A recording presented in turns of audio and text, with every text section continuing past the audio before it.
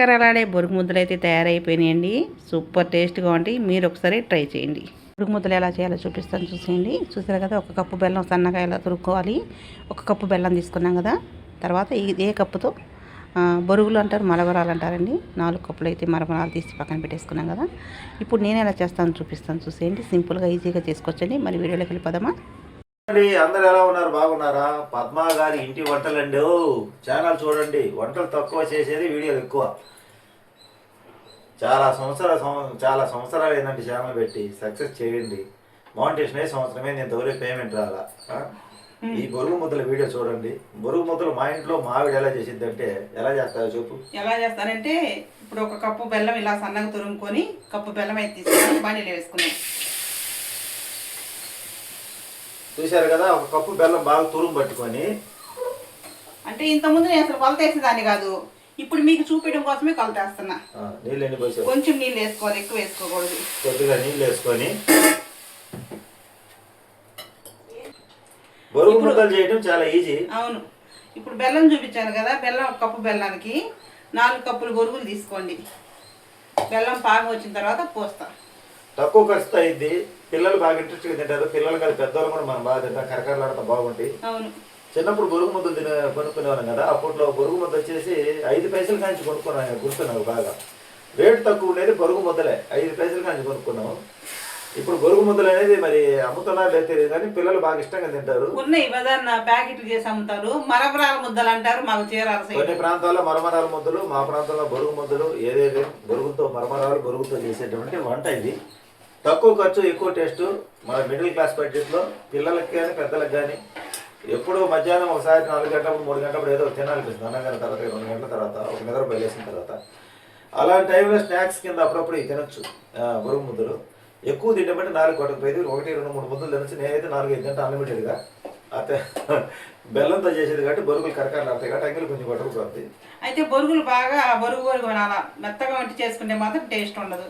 మా ప్రాంతంలో బొరుగుల ప్యాకెట్ ఒకసారి హోల్సేల్ కోట్లో 38 రూపాయలు, మామూలుగా మామూలు చిల్లర కోట్లో 44 రూపాయలు. మీ ప్రాంతంలో బొరుగుల రేటు ఎలా ఉందో? ఒక ప్యాకెట్కి ఇస్తారు బొరుగులు అయితే. ఈ పావు కేజీ అనుకుంటా ప్యాకెట్. పావు కేజీ ప్యాకెట్ ఏమో వస్తుంది అనుకుంటా. మొత్తం పావు కేజీ ప్యాకెట్, అర కేజీ ఏమో తోహమే. ఇలా ఇంతకుముందు డబ్బాలతో కేజీ డబ్బాలతో కొలత వేసి ఇచ్చేవాళ్ళు. ఇప్పుడు ఏంటంటే ఇంకా ఆ తలకాయ చెప్పింది కానీ ప్యాకింగ్ చేస్తున్నారు.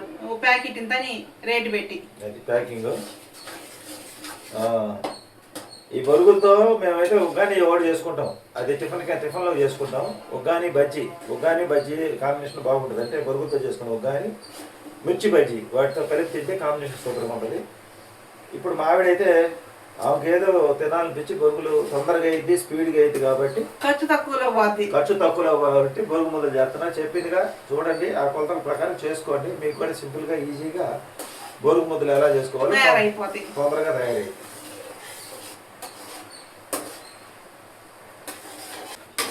ఇప్పుడైతే పాకం ఉడుకుతుంది కదా. పాకం ఉడికే లోపల మనం కొంచెం సిల్వర్ ప్లేట్లో నీళ్ళు తీసుకోవాలి. స్టీల్ ప్లేట్ అనుకో పోద్ది, అందుకని సిల్వర్ ప్లేట్ అయితే బాగా వస్తుంది. పాకం వచ్చింది రాలేదు, ఇంకొంచెం అయితే ఉడకాలి. ఇప్పుడైతే బెల్లం ఉడికిపోయింది కదా, బాగా పాకం వచ్చింది రాలేదు చూద్దాం. నీళ్ళలో వేసుకోవాలి పాకాన్ని. ఇంకొంచెం రావాలి, అలా కనిపిస్తుందా?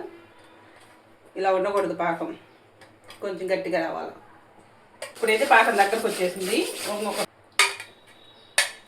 చూసారా, ఇలా ఉండ చేసి ప్లేట్కి వేసి కొడితే ఖనామనాల, అప్పుడు పాకం వచ్చేసినట్టే. ఇప్పుడైతే మనం బొరుగులు పోసేసుకున్నాం. నేనైతే 1 కప్పు బెల్లం తీసుకున్నాను, 4 కప్పులు బొరుగులు అయితే తీసుకున్నాను. ఇంతకుముందు ఎప్పుడు కొలత వేయలేదు, కానీ ఈసారి మీకు చూపించడం కోసమే కొలత వేసి చూపిస్తున్నాను. బొరుగులు కానీ బెల్లం కానీ. ఇప్పుడైతే పాకం రెడీ అయిపోయింది కదా, బొరుగులు అయితే పోసేసుకున్నాం.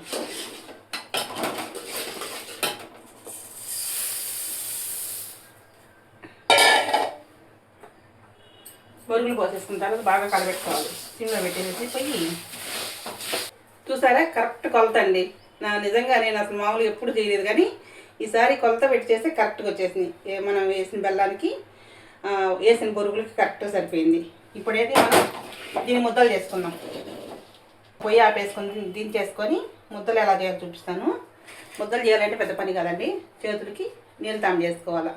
నెయ్యి తినేవాళ్ళు నెయ్యి చేసుకోవచ్చు. నూనె ముద్దలు అయితే చేసేది చూపిస్తాను. ముందుగా నీళ్ళతాం చేసుకోవాలండి. చేతికి 2 చేతులకి నీళ్ళతాం చేసుకోవాలా. ఇలా చేసుకున్న తర్వాత చేసుకొని మనకి ఎంత ముద్దలు అయితే అంత చేసుకోవాలి మీరు తినేదాన్ని బట్టి. చూసారా ఇలా ముద్దలన్నీ చేసేసుకున్నాం. అన్నీ ఇలాగ చేసుకున్నాం.